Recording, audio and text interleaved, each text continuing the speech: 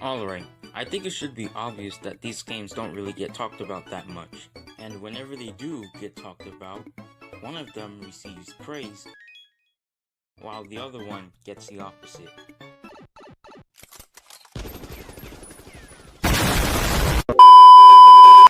If there's one thing that we've probably always wondered, it's what did New Super Mario Bros. Do right that Sonic 4 did wrong?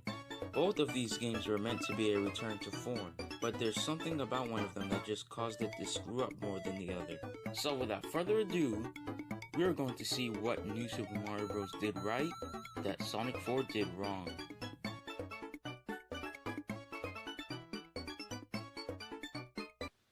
So let's just jump into it.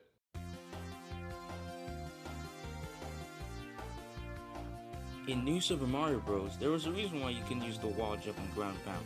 You can use those abilities to your advantage to find secrets and ways to keep going so you can reach to the end of the level, and are useful for puzzling. Sonic 4, on the other hand, while there are times where the homing attack is useful, most of the time it isn't, and there's no point in using it at all. The homing attack was only added in the 3D games to make them more playable. In this game, however, most of the time, there's no point in using it. Let's not forget that when it comes to bosses, the homing attack is literally broken. Like, you can just keep spamming the button that activates the homing attack, and you can just beat the bosses in a matter of seconds, to the point where you can barely even see what challenge the bosses bring to the table. Oh yeah, speaking of bosses and kind of everything else about these two games,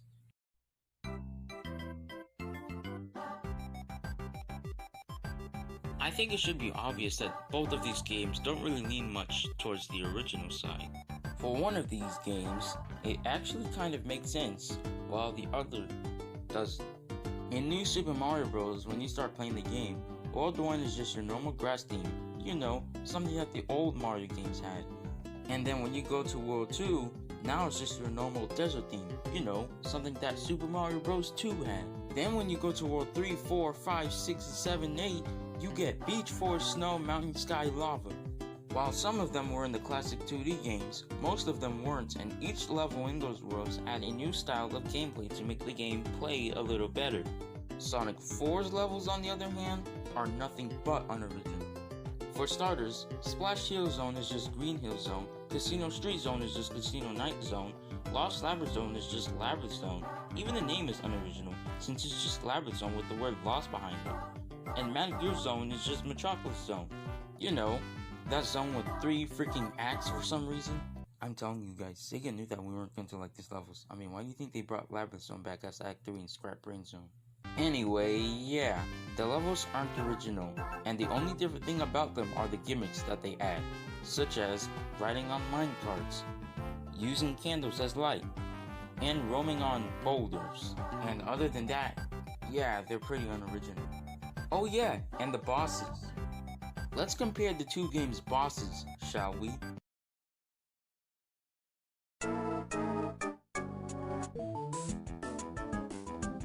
New Super Mario Bros. First boss fight. Okay, yeah, I know this one's unoriginal. You get a point for that. Sonic 4's first boss fight is also unoriginal, and the only original thing about it is Eggman's new attack that he uses whenever he's on his pinch mode. New Super Mario Bros. Second boss fight is original. It's just a mummy pokey that comes out of the ground and shoots, I don't know, a ball? I don't know what that is. Sonic 4's second boss fight is literally just a boss from Casino Night Zone, but the only original thing about it is Eggman trying to grab you and Eggman's new spinning attack whenever he's on his pinch mode. New Super Mario Bros. Third boss fight is a purple fish that comes out of the water and bounces on the ground a few times. Sonic 4's third boss fight is Labyrinth Zone boss, but the only original thing about it is Eggman trying to crush you with pillars whenever he's on his pincher mode. New Super Mario Bros. Fourth boss fight is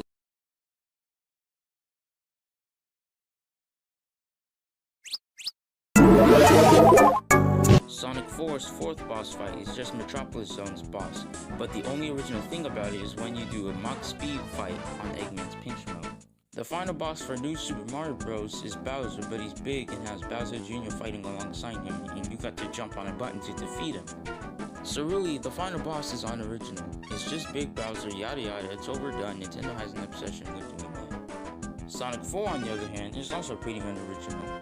It's just a Death Egg robot from Sonic 2, only difference being that the Death Egg will start to malfunction and go crazy, and will use some new attacks and stuff. Oh yeah, let's not forget that when the Death Egg is about to make his final attack by trying to land on you, you have to quickly jump on him the moment he lands on the ground, because if it's too late for you to do that, the ground will fall, instantly killing you. But yeah, other than that, New Super Mario Bros. Has more original bosses than Sonic 4. Most of the bosses actually bring something challenging to the table, while Sonic 4's bosses only kind of do that when they're on their pinch mode. Okay, let's move on to the last part, please. I just want this video to be over with. Now moving on to the controversial aspect of these games, their name. While New Super Mario Bros. Name is understandable, Sonic 4's just isn't. It calls itself Sonic 4 and claims to be a sequel to Sonic 3, yet when you play the game, it does nothing to prove that it deserves the title of Sonic 4 and the claim that it is a sequel to Sonic 3. Sonic the Hedgehog 1 started off great until it became a slow run-of-the-mill game when you reach Marble Zone. Sonic the Hedgehog 2 fixed those problems while adding its own new set of ways to play the game, such as the spin dash and a shield monitor. Also, Tails! Sonic the Hedgehog 3 took Sonic 2 and made it even better, having a better story, giving Sonic a shield move whenever you double press the jump button, and Knuckles. Sonic CD has a time mechanic where you can either go to the future or the past. By the way, make sure to go play it. It's a really good game and it's honestly my favorite 2D classic Sonic game. And if you're going to play it, make sure to play the Christian Way board, which has widescreen, by the way. Anyway, back to the video. Sonic 4, on the other hand, doesn't do anything and adds nothing new to the table and is literally just Sonic 1 and 2 but if they were on mobile. And that's probably because, from what I've heard, it was supposed to be on mobile, until Sega decided to also put it on Xbox, PlayStation, Wii, and called it Sonic 4. New Super Mario Bros. Name, however, actually makes sense. It was a new 2D Mario Bros. Game that we haven't had in 14 years.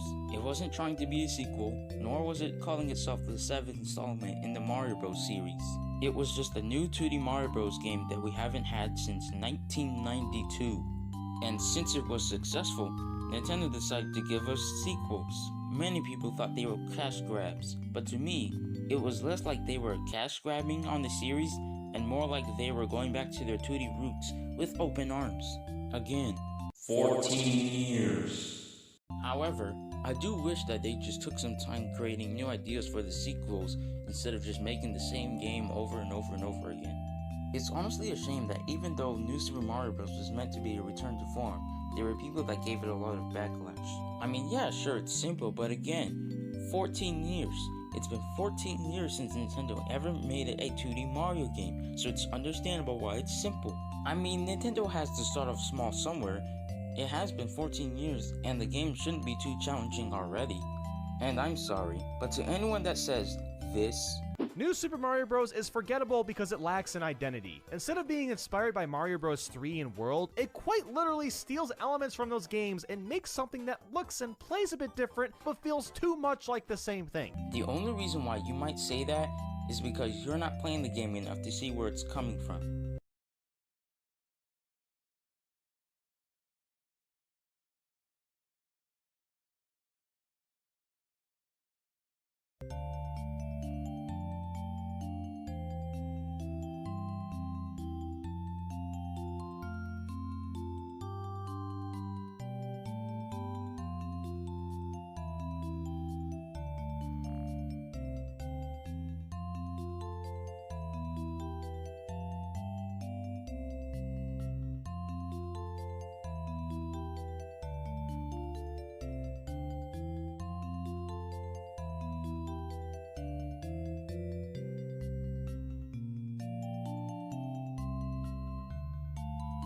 Unlike Sonic 4, that's gotten nothing but backlash because it caused itself a sequel to Sonic 3, yet it's not even original in the slightest. New Super Mario Bros. Was meant for older fans. Sonic 4 was also meant for older fans, but screwed up by calling itself Sonic 4. And that, my friends, or friend, or nobody, is what New Super Mario Bros. Did right, that Sonic 4 did wrong. And that's going to be it for today's video. I hope you guys didn't enjoy the video, and with all that being said, Make sure to not like and subscribe because I make horror videos, and I will see you later.